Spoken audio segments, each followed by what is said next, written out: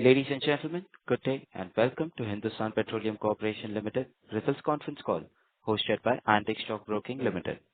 As a reminder, all participant lines will be in the listen-only mode, and there will be an opportunity for you to ask questions after the presentation concludes. Should you need assistance during this conference call, please signal an operator by pressing star then zero on your touchtone phone. Please note that this conference is being recorded. I now hand the conference over to Mr. Varatharajan Sivasankaran from Antique Stock Broking Limited. Thank you, and over to you, sir. Thank you, Abdul. A very good morning to everyone. It's my pleasure, as always, to welcome all the participants and the management of HPCL, represented by Mr. Vikas Kaushal, Chairman Managing Director, Mr. Rajneesh Naran, Director Finance, Mr. S. Bharathan, Director Refineries, Mr. K. Vinod, Executive Director, Corporate Finance. The floor is yours, sir, for your initial remark. Good morning, everybody. Thank you for joining the call, and thank you for your continued interest in HPCL. And thank you, team, for organizing this call. I'm Vikas Kaushal. I'm joined by my colleagues, Rajneesh Ji, Director Finance, Bharathan Ji, Director Refineries, Vinod, ED Corporate Finance, and our Corporate Finance team. Would like to share our opening comments and then open it up for questions. Over the last 12-14 hours, many of you have written about us. We saw some analyst report. I've been tracking some of those. Some have posed questions which we will try to address in the opening statement, and if left unaddressed, please feel free to ask those questions. We had last met in early May when we talked about our year-end results and the board meeting which was held then. Since then, we have been living in very interesting times with dynamic situations on multiple fronts, geopolitical, macro environment, economic, supply challenges, etc. All I would say is Team HPCL has worked very hard to build momentum and push our business forward. We are in a good spot and we are bullish about the future. I'll give my opening commentary in two parts. I'll talk about the current performance, our view on the current performance, and how are we shaping up the future. On the first part, current performance, the results are all out. You've seen we turned in a strong quarter. On the refining side, 6.66 million ton of throughput, 15.6% higher than last year, 109% capacity utilization. A lot of it was driven by capacity expansion programs which we had led. As you are aware, Vizag, we had completed the capacity expansion last year, and it is now running at 15 million ton. Just for context, it was an 8.3 million ton refinery in 2022. It is 15 million ton now, almost double. I'll talk of the remaining part of the expansion project in the second segment I talk on. In running our refineries, we have been focusing a lot on expanding our crude baskets. We are trying new ways of going to the market. Those of you who track crude purchases, etc., can see what we are trying to do or guess what we are trying to do. But through this, we have processed 4 new crudes during the year, a wider basket of crudes. And we are currently and constantly working on upgrading our process and widening the participative interests from suppliers to supply to HPCL. And we've seen some good results on that. On the sales side, sales were above 13 million ton, which represents a growth of 3.2%. This resulted in strong financial results. EBITDA at 8124 crores. I think the numbers are all there with you. But profit after tax of 4371. If you just compare Q1 last year to this year, it's an 11-12 times last year. But even if you just compare running quarters, it is 30% over last quarter. And if you're looking at 3 quarters, just the last 3 quarters which have been good run for HPCL, you will see we have been clocking way above 3,000 crores plus every quarter and roughly about 1,100 crores back per month on a run rate basis. Coming to the projects, they are progressing well. This was a question many of you asked in your analyst commentaries overnight. On Vizag project, the bottom upgradation project, we have the OSID and PESO approvals. I think we announced it last time. We are in middle of pre-commissioning activities. Just as we speak, earlier this week, we fired diesel into the flares. It is a very complex project. probably the first of kind done in India. So it will take us a few weeks to commission, but I can formally tell you that we are in midst of pre-commissioning activities. We are targeting commissioning in next few weeks. It could be before the end of this quarter, as we had promised in last analyst call, or at best spilling a quarter or a few weeks into the next quarter, depending on how soon we are able to take hydrocarbon in. So we are about to finish that project, and we expect to capture the benefits of that in the second half of the year, especially when it stabilizes October, November onwards. On Barmer, there is 88% completion on the overall program. We have reprioritized how we are focusing on it, and we have enhanced our focus on the refinery section in the last few months. Refinery section is 95% plus completed. As I speak, 12 packages are fully commissioned there, 12 of 28 packages. Petchem section is 73% complete.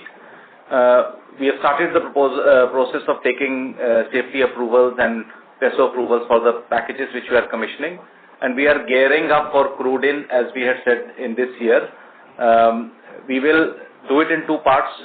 First, we will go in with the refinery section, hopefully in the next few months as the activity is complete. As I said earlier, it's about 95% complete.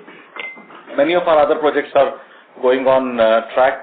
Mangalore LPG storage cavern, it's ready. We are just awaiting pollution control before we do feed in onto that one. So that's a summary of how we see the current performance. Happy to take in questions later on.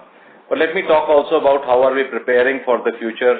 And our aim as a management team is to take HPCL to the next orbit of performance. We are already performing at a good clip. We talked of the numbers, but how do we go to the next level? There are 4 key planks we are working on, and I'm outlining those 4 planks because in subsequent analyst calls, we will keep harping on these 4 planks. That's a part of our thought process. First and foremost is improving operational efficiencies. This is something I will delve a bit deeper today, but the remaining 3 planks are planning for next wave of growth, working on our enablers, the people, the digital aspects of our business, digitizing more of our business, and then fourth, also enhancing our external engagement so that what we are doing is visible to you all. Today, I'll just focus a bit more on operational efficiencies, but in the subsequent analyst calls, we'll stick to these 4 buckets and keep updating your progress, and you can hold us accountable on the progress on these. In terms of operational efficiencies, I'm very happy to announce that as a management team, we launched, you can call it as a cost takeout or it's a wider an EBITDA enhancement program. It's called Samriddhi. It's actually being done internally and we launched it in May. The target is, it aims at taking out up to about 1,000 to 1,500 crores. 1,500 crores is our aspirational target of savings, an EBITDA uplift on our routine operational performance by March 31st. We are at 25% of locked-in savings at this point of time, and 16% of our target is actually accrued into Q1. So when you see the strong Q1 results, there is some operational efficiency benefits which is already starting to click in. I can give you the specific numbers. Close to about 250 crores of operational efficiencies have been locked in. Through this program, we are building in the theme of continuous operational excellence in our business, and there is a lot of cross-functional team working on it. And this is a shared goal, which is it's a KPI for all our senior leaders, EDs and directors and me all together. Second operational efficiency theme is around, we've launched a program called Abhyuday, which is very focused on increasing our throughput and sweating our retail assets more. We are focusing on 4,500 retail outlets, and this started again 2 months ago. And early days, we're getting the low single-digit KL improvement on an average in these pumps, but more could be expected there. In line with this, we've also upped our dealer engagements, and we have launched Sarvottam and Uttam awards, where we are engaging our dealers a lot more. Third area on operational efficiencies is around capital allocation.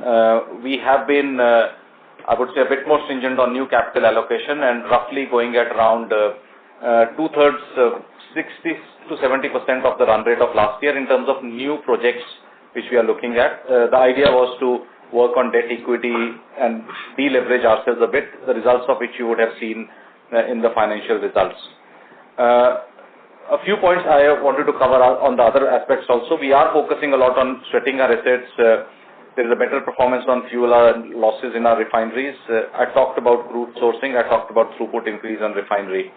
Very briefly on two other initiatives on what we are doing for future. Some of you have tracked us, would have seen we have signed a deal with ADNOC for gas supply. This is our second deal which we have done in this year. This is for a 10-year contract landing at Chhara terminal starting from 2028. We've also, post that, concluded sourcing of our cargoes for 2027. In addition, if you have tracked, we have signed a green hydrogen tender for it's been concluded for our Vizag refinery, 5 KTPA at a very attractive rate of 328 rupees per kg, which, as far as we know, is the lowest discovered rate in Indian market as of now.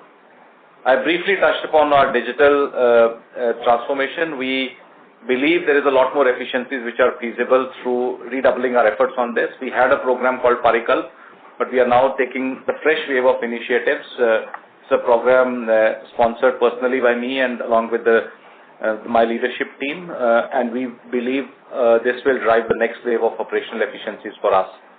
To conclude the opening remarks, we are on track to a strong year, but more importantly, we are preparing ourselves for a stronger future. I thank you all for your interest in participating in this dialogue, and me along with my colleagues here, we look forward to your questions. Thank you. Thank you very much. We will now begin the question and answer session. Anyone who wishes to ask a question may press star and one on the touchtone telephone. If you wish to remove yourself from the question queue, you may press star and two. Participants are requested to use handsets while asking a question. Ladies and gentlemen, we'll wait for a moment while the question queue assembles. The first question is from the line of Yash Nandwani from IIFL Capital. Please go ahead. Thanks for the opportunity. Sir, could you share the quantum of inventory losses in both the refining and the marketing segment? See, the losses, the inventory loss in refinery was around 1,400 odd crores, and in marketing it was around 600. 100 crores. 600 crores. Okay, sir. And secondly, sir, on LPG compensation, there are reports that Cabinet may approve it today. So what is your view on this, and what would be the approximate compensation for HPCL in this regard? So your view, yeah, we are eagerly waiting for the decision, as you can imagine. Over the last few, can you just mute your line? I think there is echo from your side.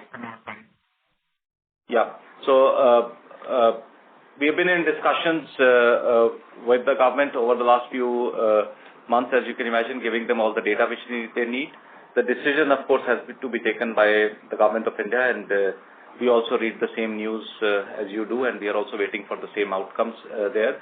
I wouldn't want to comment on the quantum because I'm not privy to what is the there and what part has been accepted, what's not been there. But all I would say is, as a management team, we are eagerly waiting for that decision, and we hope and we believe it will be game-changing for all the OMCs and also HPCL. We'll have to wait for the numbers. I'll just add on, whatever may be the quantum, around 20, our market share is around 27 to 28%. So that percentage would come to us. So if you see a number in the press, you can look at 27% as ours. Thanks, sir. And lastly, on the Russian crude, so what was the share in Q1, and do you see any impact in the near term? And just your comments how the discounts are trending in present. See, as I said earlier, we do a very rigorous exercise on how we buy crude, and we've only gone deeper and wider in this exercise. As we said, the Russian thing is just a few days old in terms of the sanctions, but as a team, we were already looking at what is the best economic decision for us. In quarter one, our share of Russian crude was only 13.2% in our overall portfolio, which was lower than last year. And it's not because of any geopolitical reason. It was economic decisions on what we needed to run in our refineries. We did that. In this quarter, the only place we ran Russian crude was in our East Coast refinery in Vizag. In Mumbai, we found other crudes to be more attractive. What would be the impact? It's not that we are not buying Russian crude. Those decisions are still open. It's just that whatever is economical will be bought. There is no guidance or direction on that aspect, or do this or don't do that. We are all free to do that. We are looking at alternatives as and when economic situations present.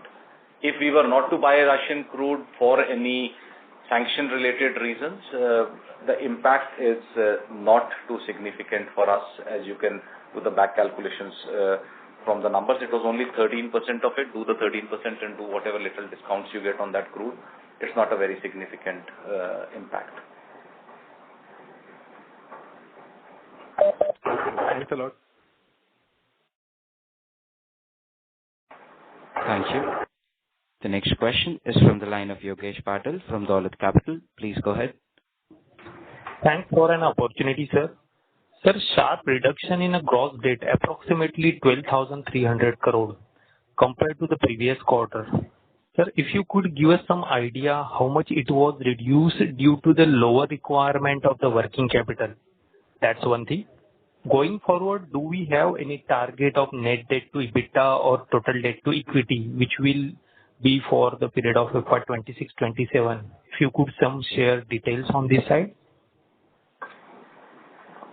I think let me just give you an overarching comment, and I'll request my finance colleagues to give deeper into the target. The year-end debt always is higher for us, so comparison on that is there. Not only for us, for others, it's always higher. But there are aspects of our business which we have tightened, where we have reduced the short-term debt, and more of that is going to happen. In the previous analyst call, we had given a guidance that we would be somewhere in the region of 1.15 to 1.18, or somewhere in that region, less than 1.2 in debt equity. Here, of course, we were conservative in that guidance. We are at 1.01, but that's in the year number. If I was to just extrapolate it for the year end, this would be a slightly higher number. Is there a guidance on what we want to give for future? No, not at this stage. We don't know the quantum of LPG recovery and in what shape it comes. That will have an impact on our debt. But I can say as a management team, we are very focused on deleveraging ourselves both at the parent level and on a consolidated debt level, and that's one of our prime focus this year. We had already shared that in the previous analyst call. I'll request my finance colleagues to give a bit more detail on the numbers to satisfy your answers there. As regards the quantum of normally the year-end extra debt which gets added on primarily on the short-term front, it is around between 6,000 to 7,000 more than what it is stated here. And the rest, Chairman has already covered. Yes, one thing is there for sure, that if the compensation, what is likely to be announced today, in case the same comes in, it would be a very significant reduction in the number as compared to the current levels is what is. Okay. So, sir, next question related to again the LPG under recovery. During the Q1 FY26, what was the average under recovery on the domestic LPG? And during Q2 FY26, how much it has come down? If you could provide some details on the rupees per cylinder side, it would be helpful. And sir, what is your in-house estimates for the LPG under recovery for FY26? Any reduction do you see compared to the FY25? That would be helpful. Yeah. See, we'll give you some broad numbers. We do not want to give all the details right now because there is a decision which is pending on this, and but we'll directionally give you some numbers. So, Abuli. See, if we look at the last year, the total under recovery on LPG was around 10,900 crores. And if you look at the first quarter, it is around 2,148 crores. And going forward, if we look at Q2, going by the current level of under recovery, we may add another 1,000 crores to the on and bottom line basis. In terms of the monthly pricing, it depends upon the Saudi CP, contracted CP price. And if I have to list down what was the under recovery in the previous few months, it was like in April it was around 167 rupees per cylinder. In May it is 164. In June, of the last quarter. All I would say is there's a lot of effort by us and other OMCs also to make sure we are optimizing on the input costs on LPG to reduce any of the under recovery. And if you track Saudi CP, that has come down, which has also helped us in this period. Last question to touch. Suppose the under recoveries are on the sliding side, declining side. On the top of that, crude will also come down. Do we expect the total debt numbers of 51,000 crore will come down to on the lower side? Is that correct? Yeah. Yes, I shared earlier that as a management team, we do want to deleverage HPCL. That's the trend we are using. So part of the money will be used to bring down the debt. We are already working on it. The numbers we'll be able to give you in the next analyst call or our guidance in the next analyst call. Thanks a lot, sir. This was really helpful. Thank you. The next question is from the line of Probal Sen from ICICI Securities. Please go ahead. Thank you for the opportunity, sir. Just wanted to understand a little bit more on the Rajasthan refinery economics. We have seen, petrochemical spreads remaining depressed probably for longer than what we have anticipated. And obviously, in this refinery, we have a plan to have almost 30%, if I believe, of the throughput straight through to petrochemicals. So just a view on how you see the cycle evolving, and does it impact the way our configuration is for Rajasthan refinery or any tweak that is needed to do that? Just your thoughts on this. Thanks, Probal. I'll go first and then I'll request Director Refineries also to chime in on the numbers. I think our objective right now is to finish the asset. We are less concerned on the petchem specs, etc. The key thing is to finish the asset. It has been delayed, but we are now having a line of sight of completion of the asset there. Having said that, yes, we all know petchem spreads have been lower in the last few years. There has been a lot of overcapacity in the market, but we also think they are firming up right now. So who knows? Maybe the asset will enter at the right time. On third part of your question, is optimization tweaking feasible? Well, once the asset is done, a lot of things are feasible, and we do have plans for a lot of different things there. But as I said earlier, as a management team, we are very focused right now on getting the asset up and running. The subsequent plans would follow. We will do, every asset does an optimization. We talked about Vizag going from 8.2 to 15. We do have plans on what to do further with that in terms of debottlenecking, etc. There will be similar attempts at Barmer also, which will help optimize the asset further. I'll request Bhatanji to add his thoughts on it. Maybe a couple of things. Yes, it is one of the largest integrated refining petrochemical complex from day one. 26% of the product comes out as petrochemical. At the same time, it's also brought in the best energy efficiency processes. The integration is done in such a way that the cost of production will be kept minimum. These are some of the positives, and we do have opportunities to optimize the intake cost. That is the crude cost also, which we will be doing along as we go. Thank you. Right. So thank you so much. One more question, if I can slip in. On this might be a little bit more simplistic. The extent of inventory loss in this quarter. Sorry to interrupt, Mr. Probal. May we request you return? Mr. Probal, may we request you use a headset? Just give me one second. Is this better? Yes, Hello? please go ahead. Yeah. So just one more question. This was about the inventory loss that has happened in this quarter.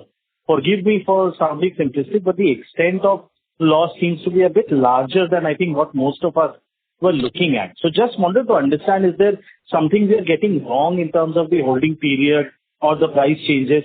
Why GRMs got impacted a bit more this and what we were looking. Thoughts on this one? So probably you run the refineries on Excel sheets. we run the refineries on an actual thing where we have so many large customer bases to handle. There will be decisions we will take at different point of time on whether to increase our inventory or reduce the inventory. If you track what was happening during this period on geopolitical events, you would see there could have been decisions we have taken to buy some extra cargoes as an insurance and all those kind of things. At the end of it, we run the business to ensure supply and continuity are there. Yes, there are going to be times when we are holding more stock, either of finished products or inventories, given our judgment about how the demand-supply situation will pan out. This was the period when there was a lot of challenge in Israel things. Supplies were, a lot of you were writing about Strait of Hormuz and how it will impact. So we as companies are also responding on what we wanted to do and how do we ensure the supply. So we probably carried more inventories during this period.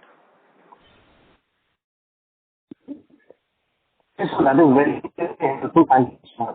Sorry, I could not hear you there. Can you repeat it, please? Thank you for the reply, sir. I'll come back for more questions. Thanks. Thank you. The next question is from the line of Sumit Arora from Smart Sun Capital. Please go ahead. Yeah, hi, sir. A very good morning to you, Chairman, sir, and to the entire HPCL.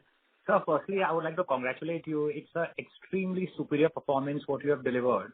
Because, sir, the way I always look at it is LPG is a controlled product. So that's got nothing to do with us. And, looking at that, you've reported about a 6,500-7,000 crore profit, which is truly staggering. I mean, sir, I remember 5 years ago, HPCL used to report 6,000 crore annual profit for a year. Today, you have taken this company to a level where you are delivering this kind of profit on a quarter. So, sir, firstly, many, many congratulations on that. You guys are doing a fantastic job. It's truly heartening as an investor to see, the transformation which HPCL, is going through, all thanks to a fantastic management team, headed by all of you. So many, many congratulations on that, sir. Now, sir, I just have a few questions if you can just help me understand. Sir, firstly, on the Vizag, so on the residue upgradation project, now you said that, we'll commission it now. So, is my understanding correct that the middle distillates today, which are lower for us, would actually then go to 84-85%, and that in turn would get GRMs up by about $2 to $3. If you can explain a bit on that. So secondly, it was very heartening when you spoke about the operational, excellence program which you started. So, sir, this 1,500 crore of, which you said of incremental savings, if you can basically just, also dwell a little bit on, so that's already started, as you said, in 250 crore in Q1, etc. And, how do we plan to improvise more on that? And sir, just one more thing is, on the LPG part. So now, I'm sorry, I missed that part, but is my understanding correct that from September onwards, the LPG loss on a cylinder would come down to about 50 rupees or 60 rupees or something of that sort, sir?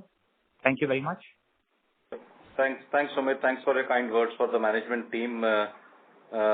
We all get egged on and pushed on by the sharp questions you all ask on these things. So they are very good guiding forces for us on what we need to do. On your, let me answer in the reverse thing because I've probably forgotten the first question. So on the LPG recovery, yes, the numbers could be there. Now what it will be in September, we'll have to see. But as we talked, the trend was downwards and there has been a significant drop in Saudi CP last month. So yes, the trend is downwards there. So I think that it would be, I don't want to give an exact number on what it would be in September, but it's directionally headed towards that. So I think that's point number one. On Vizag upgradation, it will be about 83% distillates, if I'm not mistaken. You want to add, Bhattaji, on something? It's about 4-5% more than what we have been doing now. It will be crossing that 80%, around 83 will be reaching. Yeah. And we still have one more step of optimization further on this, which is when we are able to pump in natural gas into the refinery. Right now, it does not have a pipeline connection, so there will be one more uplift which will come later. But by and large, you're directionally there. The distillate yields will start going up. On your third part on the program on Samriddhi, I think we are attempting it at multiple things. One, being sharper at how we spend our monies, where do we spend our money. So there are a lot of initiatives around real cost takeouts. Second, there is operational efficiencies being built in. Just to give you an example, 60 bottling plants we have, how much throughput I can get through from each, what is the cost of each of the plants. Even if I benchmark my own plants with within the whole 60 plants, I can get improvement areas, and every fan you stop or every light you turn off or every time you increase the speed of the carousel, it gives benefit. So there are initiatives like that, but there are a lot of big ticket initiatives which come from trying different things on sourcing and movement of products. We are attempting a lot of those things, shifting some movements from, say, a traditional way to a different route, leveraging coastal, trying to do different things. If you notice on how we are going to market in terms of buying our spot cargoes, you would see there are certain different things we are attempting.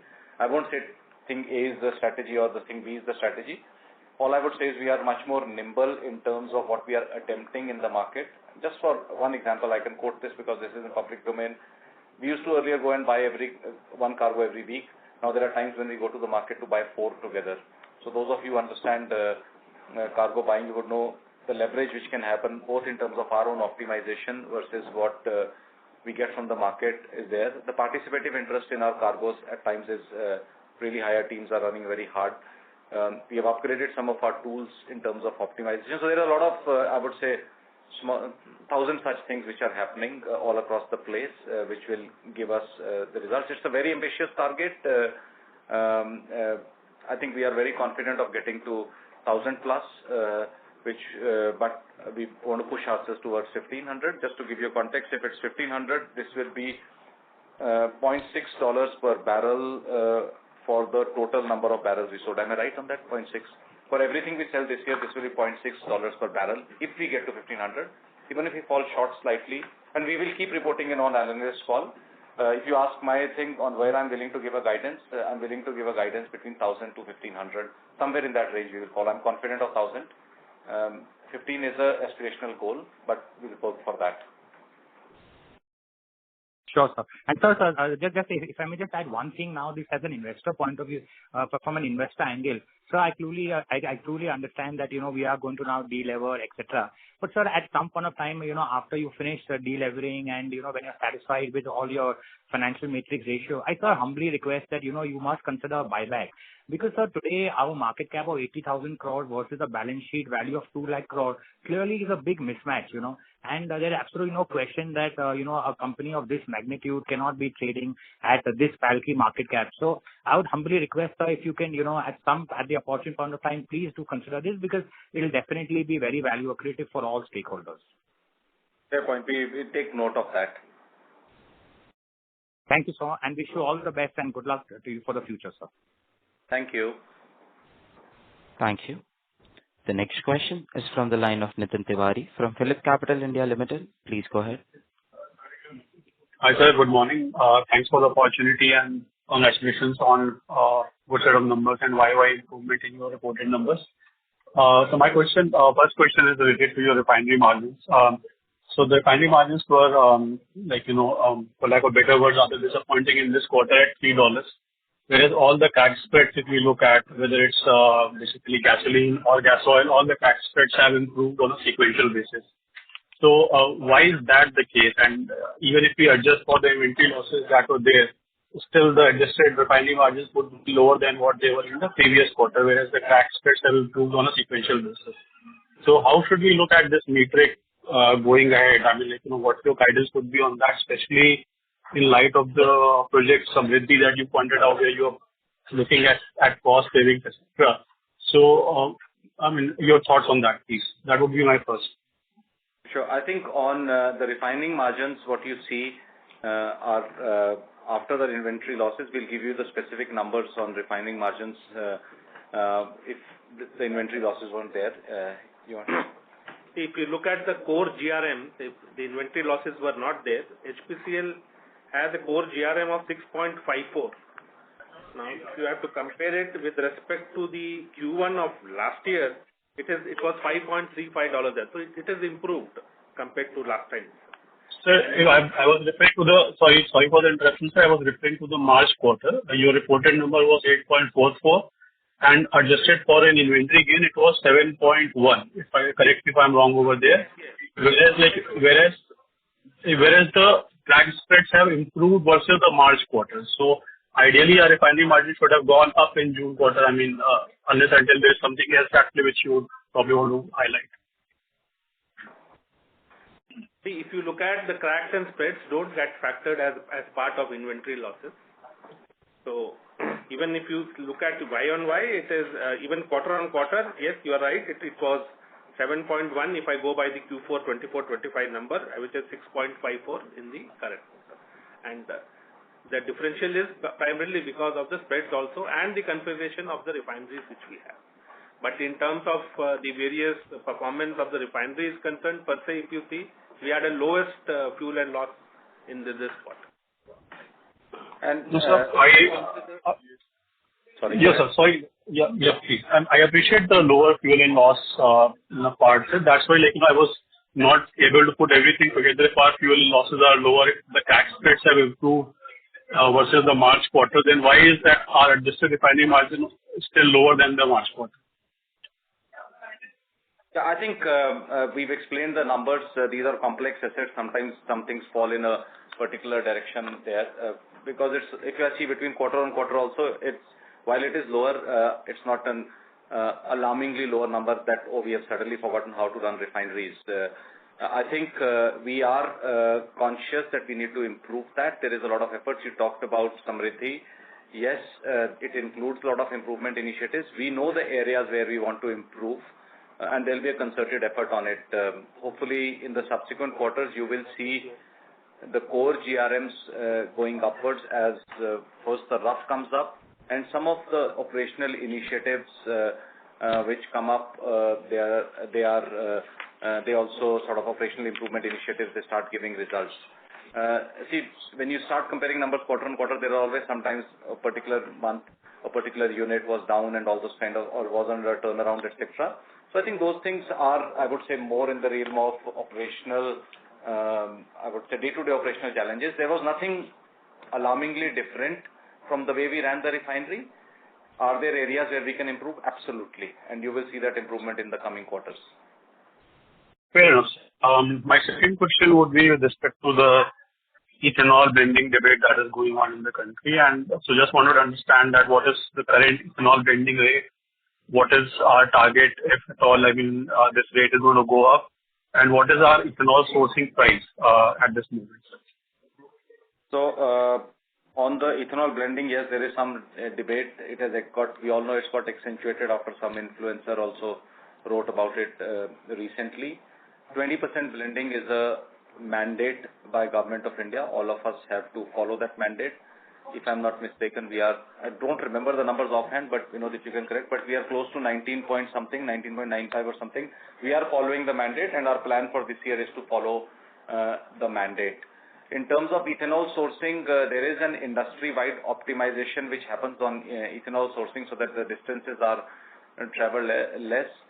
We also keep on doing our own initiatives. Can we move things from by rail to another location and all those kind of things. So we are trying to optimize whatever we can do. If you're asking specifically on the price of ethanol, I don't remember it offhand. I'll ask my team if they remember the price. If not, we can give you. That varies depending upon the feedstock. Yeah. For sugar or grains or for maize and all. So it depends upon the price of the product. But it's the government listed price, so we go by that. As on date, as we speak, notwithstanding the social media controversies or the campaigns around it, our plan for the year is to follow the government mandate of 20% ethanol blending pan-India. But correct me if this understanding is wrong, that I suppose the cost of procurement of ethanol, excluding taxes, is about 58 rupees, right? So I was just trying to understand that this price is higher than what your refinery gate price would be for petroleum products. So in effect, more ethanol that you blend in petrol, there is a possibility of you losing margin because, in a sense, while you are blending an expensive raw material in your product, your selling price is more or less, that is unchanged. That still remains that where it is. Is that understanding correct? I would say that's partially correct in some form, and you can look at it. There is more to ethanol blending than just these two numbers. There are characteristics of fuels, what gets changed, what we can do with our refineries around it. So there is a lot more at play with these. There are a lot of technical aspects around it. But the way I look at it is also it's a mandate by Government of India given to all the people. It's a Government of India program. We all have to. It's like you and I might not like the income tax we pay, but we have to pay the tax. That's the government mandate there. So is the management team kind of losing sleep on it? No. All what we are trying to do is optimize what is in our control. The logistics, how do I ship, how do I store, what inventories I keep, making sure my blending is okay, making sure I'm not carrying excess inventories. That is something we are very focused on, ethanol blending, because unlike refinery happening in one place, ethanol blending happens in multiple different places. So we are trying to work hard on operational aspects of it. If Government of India changes the mandates upwards or downwards, we'll react to it. Do you have something to add? Yeah, just to answer him regarding the lower core GRM in this quarter compared to the previous quarter. This quarter, we had a higher inventory of ISD, that is intermediate stock.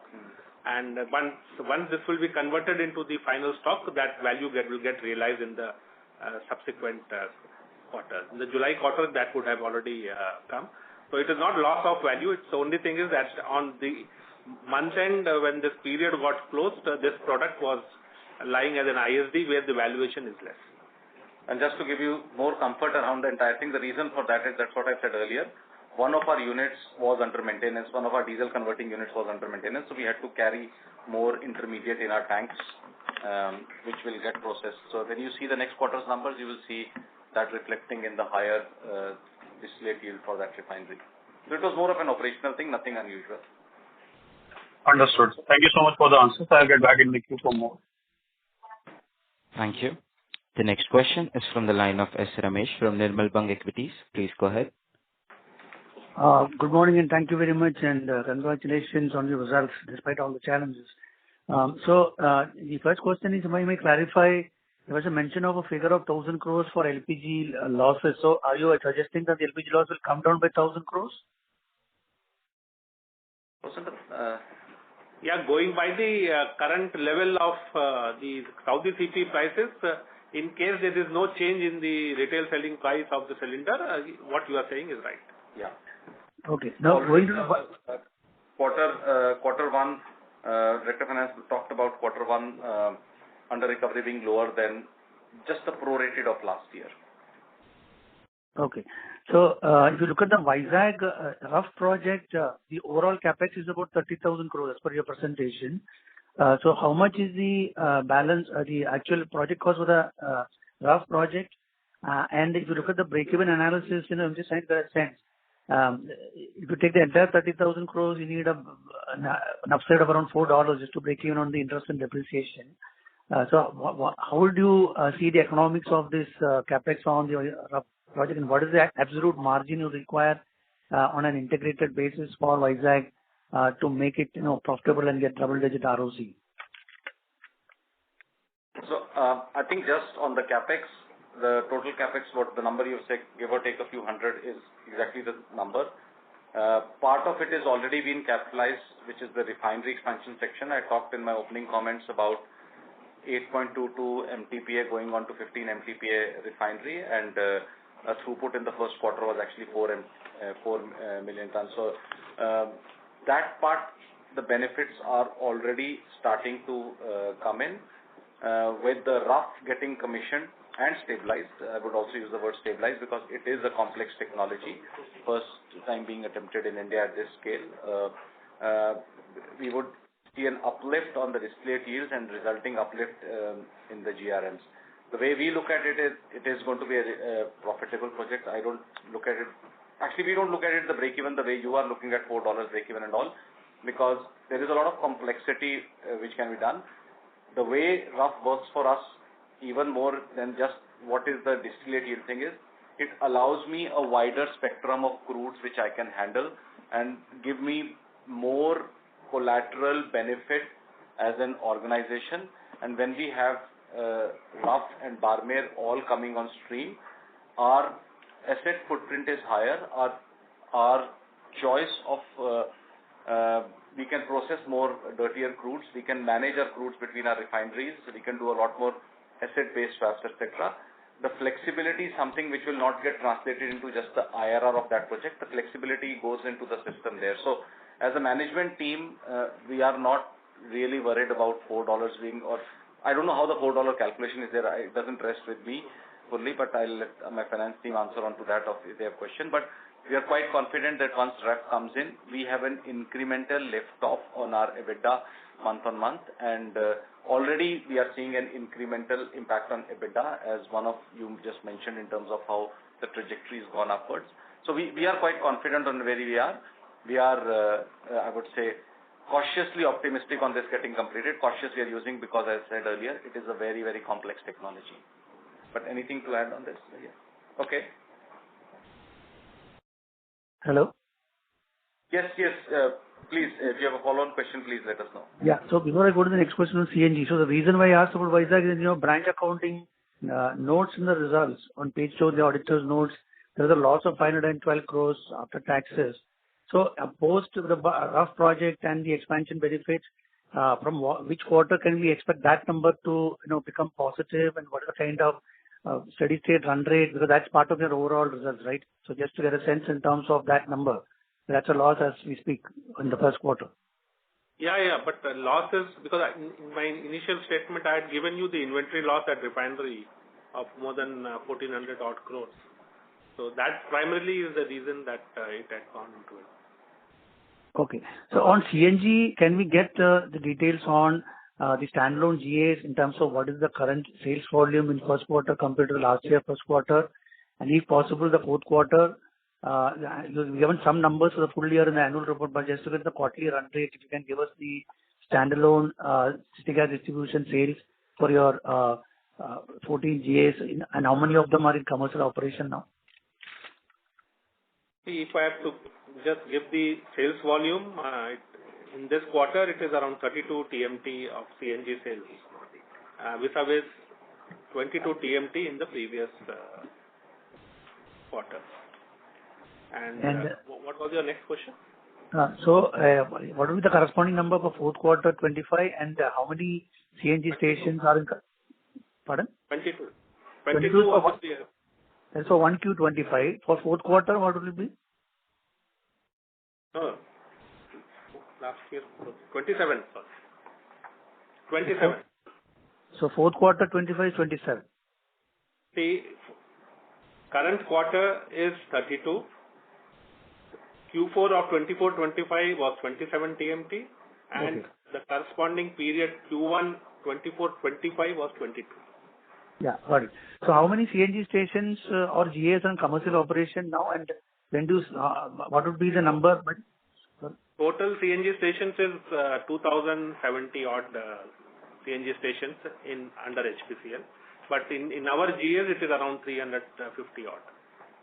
Now the annual report has mentioned that it's already up to 475. So as on date, how many of them are in commercial operation? And as we move along in FY26 and 27, how many GAs or CNG stations will be in commercial operation? More or less all are in commercial operation. Yeah. There's only a few months lag between just getting it ready and getting it. The gas in into the stations happens reasonably quickly. The number which you are referring to maybe including the JB ones. I am talking about where we are, the GAs are with us, with HPCL. Okay. So is your EBITDA, if I may just dwell on this a bit more, is your reported EBITDA including some positive EBITDA contribution, or is there a loss in the standalone GAs? No, we are having positive EBITDA from our GAs. Okay, so I would like to give a suggestion. IOC has already started giving the gas segment details. So we may also like to give that sometime in the first half or starting the second half. It will be useful for us to understand the progress in the gas business. Thank you very much, and wish you all the best. Okay, thank you. Noted the suggestion. Thank you. Ladies and gentlemen, in order to ensure that the management is able to address questions from all participants in the conference, please limit your questions to one per participant. The next question is from the line of Achal Shah from Ambit Capital. Please go ahead. Sir, am I audible? Yes. With respect to volumes and percentage capacity utilization by FY30 and 35? I think. Yeah, sir, I'll repeat my question. Yes. Sir, what kind of volumes and percentage capacity utilizations are we expecting at Chhara terminal for FY26? And where can we go from here, like FY30 and F35? Where are we seeing these volumes and utilization levels? Yeah. So I think I don't have the exact numbers. Do you have the exact numbers? We can dig out the exact numbers. In terms of right now, as you know, the breakwater is not fully complete. As a result, we cannot offload cargoes during the monsoon period. Post that, we are starting with the October onwards. We have from the previous gas deal, we will start having our cargoes already, and I think, if I'm not mistaken, 4 cargoes are being planned this year for the second half. And of course, we can always look for additional spot cargoes. Whatever gas we had has been fully sold. Of course, this year we aren't expecting a massive capacity utilization. It will probably be low teens, if I'm not mistaken. I don't have the exact number with me, but from next year onwards, we would be looking at a further increase. Around 30 to 40. Yeah, in the terminals there, and I'll ask Rajneesh to give the numbers. He has dug out the numbers. As this progresses, 27, as I talked earlier, we already have signed a deal for 27. We already have a second deal done for 28 onwards, and more of these would become. We are also looking out for giving out capacity to others who are landing in there. So this is the year when we hope to complete the breakwater, and from next year operate as an all-weather port. You want to share those additional numbers? See, this year we are targeting that the capacity utilization will be around 10 to 15%, and next year we'll be targeting between 35 to 40%. Got it, sir. Sir, just one last question, if I may. What is the current Russian discount in Q1, dollar per barrel, and in July 25, dollar per barrel?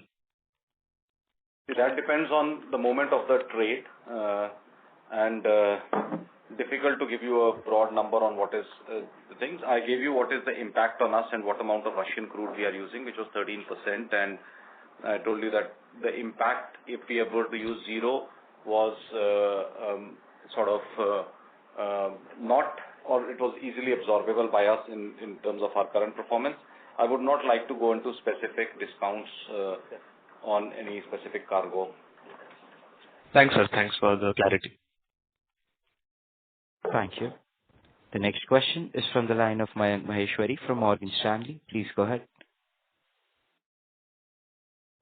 Thanks for the call, sir. One question from my end was more related to the marketing side.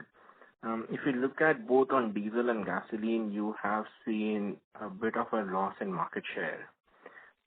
Can you just talk us about the strategy in the wake of the competition now, especially from private players as well? What are you kind of thinking on kind of maintaining or increasing market share after the Vizag refinery upgrade? So I think that's a great question. Two things I would say. One, when you look at the loss share, if you look at the last year Q1, you would see we had literally a spike in that period. If I remember the numbers correctly, it was a 5.5% market share. So the base effect for us was higher.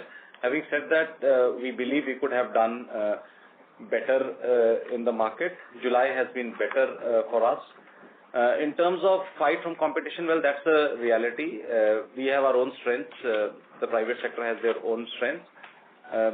I become less worried about what they are doing. I'm more keen on what we can do. We talked about upgrading the throughput. We talked about greater dealer involvement. So that's an area where we are reinforcing ourselves, trying to do more and more of activities so that the customer connect with us, the customer experience with us goes better. When you are handling 25,000 retail outlets, almost 25,000, 24 to be precise, it's a long exercise. As I said earlier, we have launched a program on 4,500 of our retail outlets where we are doing many of these experiments, which will result in throughput increase, but more importantly, it is sharpening the way we are getting into the market. So it's going to be market share is never an easy thing to fight for, especially in the market in retail. So it's going to be a slugfest, and we are gearing up for it. So just to follow up on that, I think the industrial side is where I think there is more pain. Yes. So is there anything that you're thinking about on that front? No, you can go deeper into the numbers. I won't say that there is a market share loss, but remember the fact that we buy a lot of product. There was no business case for me to sell product at lower than RTP, which some of the others have done in the market. They might have surplus product on it. If we have surplus product, we can also fight that battle and use some of our refining margins to gain the market share. But in this quarter, if you are a cricket follower, I would say that ball was well left by us, because that market was going way outside the off stump in terms of even 11,000 rupees KL or 10,000 rupees KL per discount. We took a very conscious call of preserving our bottom line rather than preserving our market share. Great analogy, sir. Thank you. Thank you. The next question is from the line of Vikas Jain from CLSA. Please go ahead. Hi, thanks for taking my questions. Specifically, I think you've spent some time on Samriddhi, but there are other two projects that you talked about. One was Abhyuday and the other one was, sorry, I forget the name, which was to increase throughput per retail outlets. So when you talk about this 1,000 to 1,500 crore EBITDA gain, is this across these projects all put together, or these would all be other things which are more longer term and where gains will come in, but over and above that number, but slightly longer time to come in? The way we look at the number 1,000 to 1,500 crore, that's the Samriddhi is our umbrella initiative. As I said, we have launched it. We are doing it currently internally without external help. But there are a lot of initiatives under it. The way we count that number is this target is, it should be locked in some form. Either it is a one-off gain which gets accrued in the year, you source certain deals better, or you do optimization on certain kind of things. So there are one-off things, but there are the structural things which we are doing. They should be locked in on a run rate basis by end of the year clearly. That covers a wide range of things. It actually, Abhyuday is the second. I'll talk on that also so that there is clarity. On this one, there is a wide range of initiatives from operational efficiencies to different kind of sourcing different things differently, sourcing efficiencies, if you can, factor cost kind of thing. There are wider arrays of how we are doing crudes, etc. There are logistic savings. So you can see a mix of sourcing, operational, and better utilization of cash. Those are the three buckets, I would say. On Abhyuday, it's actually not a cost takeout, but there will be an indirect impact for EBITDA. But Abhyuday was, to the question being asked by the gentleman earlier, it is about strengthening our retail and making sure our asset throughput goes up. We have lower throughput than BPCL on an average basis. We want to close that gap and focus on making sure our retail outlets are generating more money. It will have an indirect impact on EBITDA, but we are not counting that because then it becomes too complex accounting. I want to keep that counting very simple. So I hope that clarifies the difference between those two. Yeah, just one small follow-up and then maybe one clarification, because I did not hear the number on inventory loss on marketing. It was 600 crores, you said, right? Yes, 600, you heard it right. Yeah, so and coming back to the Abhyuday part, so does that also mean that we will be far more judicious than where oil marketing companies have traditionally been in terms of opening up of retail outlets, since we are far more focused on getting that metric on throughput and asset turns right? Will that mean that we will be far more judicious in terms of locations and density, etc.? I am not trying to suggest on what the processes were historically, but is that something which is part of the... Answer is yes. Yeah. Okay. Thank you so much, sir. Thanks for taking my questions. Thank you. The next question is from the line of Samayavi from Avendus Spark. Please go ahead. Thanks for the opportunity, sir. So first question is on the crude sourcing. On a blended basis between Q4 to Q1, would crude sourcing cost, would it have gone up? That's the first part. Second, what are the dynamics that changed between Q4 to Q1, which led to a lower Russian crude procurement?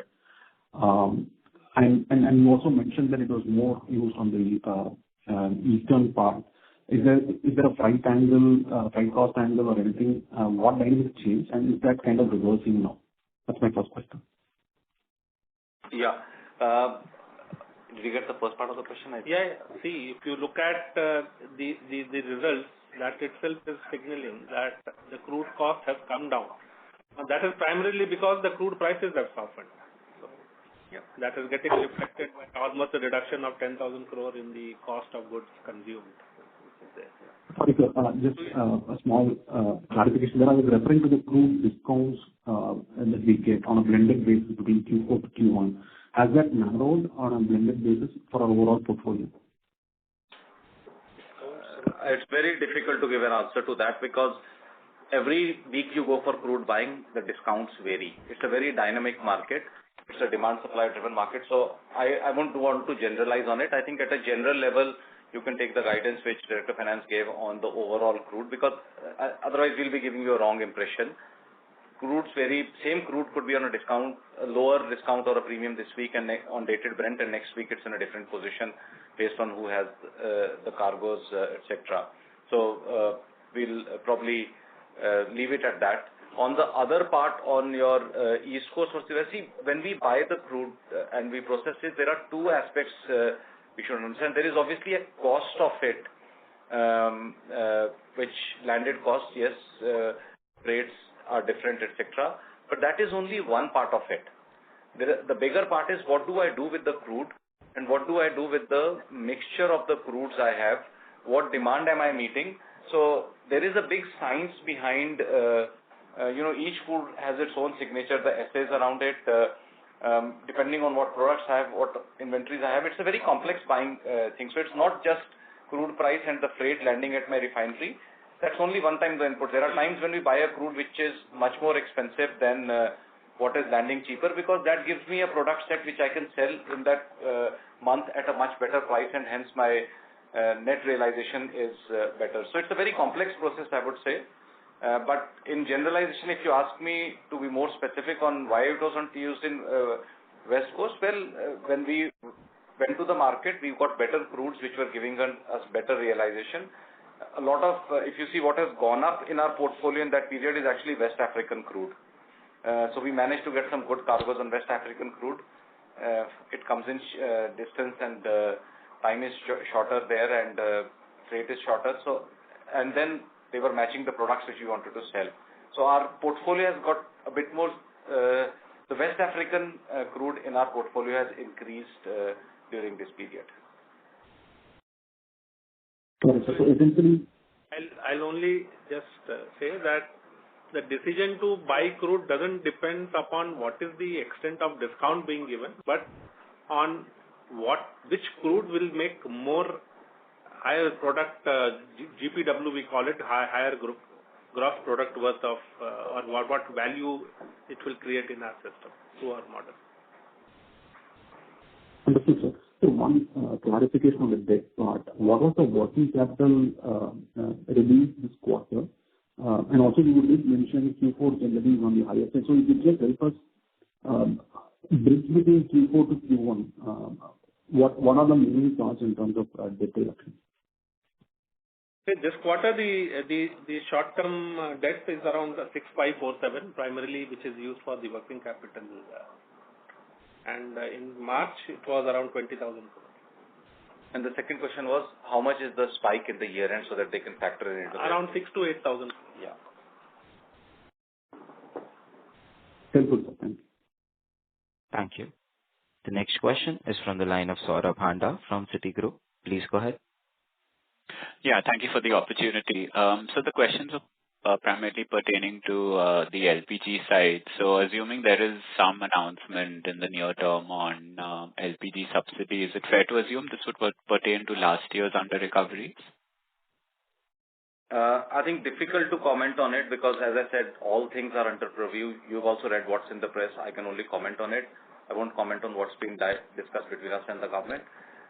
But we hope there is a more comprehensive solution. So let's see. We're keeping our fingers crossed on it.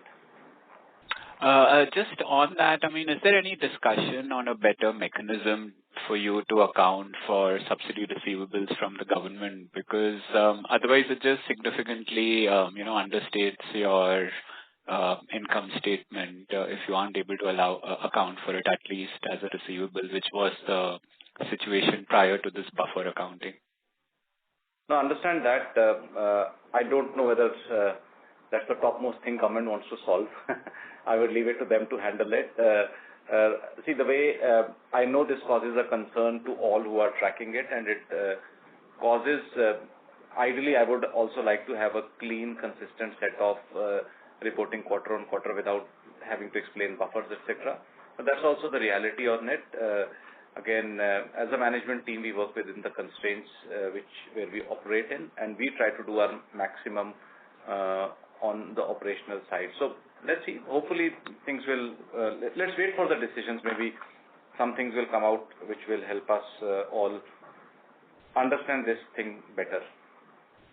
Okay, and so just again following up on that, so if there is an announcement anytime soon, I mean, you did say that it would bring down your debt. So are you expecting a cash disbursal also to happen soon, or that could happen like later in the year with the supplementary? I'll wait for the decision, is what I would say. Sure, sir. Understand. Thank you so much. Thank you. Ladies and gentlemen, due to time constraints, that was the last question for the day. I would now like to hand the conference over to Mr. Varatharajan Sivasankaran for closing comments. Thanks, Gabriel. So I also had a couple of questions, maybe if I can get that addressed right now. One was on the HPCL details, if you can share. And the second issue was, constantly we keep getting queries on the potential or possible increase in the capex cost in the Rajasthan refinery. While we know we already spent almost 60,000 crores and the overall number is 72,000 odd, and the escalation should not be, there's not much scope for escalation. However, we saying that and you saying it will be very different. So if you can give some inputs on that. Thank you. Yeah, on the Rajasthan refinery, you talked about the previously approved numbers. We are taking a final stock on where the project cost would end. I think by the time on the next analyst call, we'll be able to have a sense on it. Obviously, it's a complex project. There have been time delays, etc. All I can say at this point of time on the hard costs, we do not anticipate any major changes from the last estimate. The delays have obviously impacted working capital, which, depending on where we commission, will have some amount of additional working capital burden onto the project. Working capital, IBC burden. You guys are smart and you can calculate that. By the time next analyst call comes in, we will be able to give a guidance on what we expect as the broad final cost on the project. I hope that was there a second part of your question? No, that is perfectly fine. If you have HMEL numbers, if you can share. HMEL, the GRM was around $7+ per barrel, and in terms of EBITDA, it's around 1,000 crores. Great. In case you have a closing comments, please go ahead, sir. Thank you, Rajan, and thank you all for your interest on it. I hope we've been able to answer the questions. As I said in my opening comments, our teams worked hard on delivering a strong performance. Some of you have recognized this. Some of you thought it missed your estimates. Well, I would say from our management side, it didn't miss our estimates. It did. We did aspire for more, and hopefully we will do more. But we were proud of the achievement what the team has done. As you can see, we are gearing up to take HPCL to the next orbit in terms of its performance. Many of you asked some very sharp questions. Some have given suggestions. We'll take note of that. And we would like to keep the dialogue on with all of you. You give us valuable suggestions. Some of you met us, met me, met Director of Finance, CD Corporate Finance and others. If others want to meet at times, we are happy to have a dialogue there. And otherwise, we'll meet at the end of the next quarter, hopefully with some good results behind us and which shows a consistent track record of performance for HPCL. Thank you all for your interest in the company. Thank you all for supporting us. Thank you all for challenging us, which is very important in our business, and have a good day. Thanks a lot, sir. It was a pleasure having you. I should thank all the participants as well as the management for taking time out to have this very fruitful discussion. Thank you, everyone, and have a nice day. Thank you. On behalf of Antique Stock Broking Limited, that concludes this conference. Thank you for joining us, and you may now disconnect your line.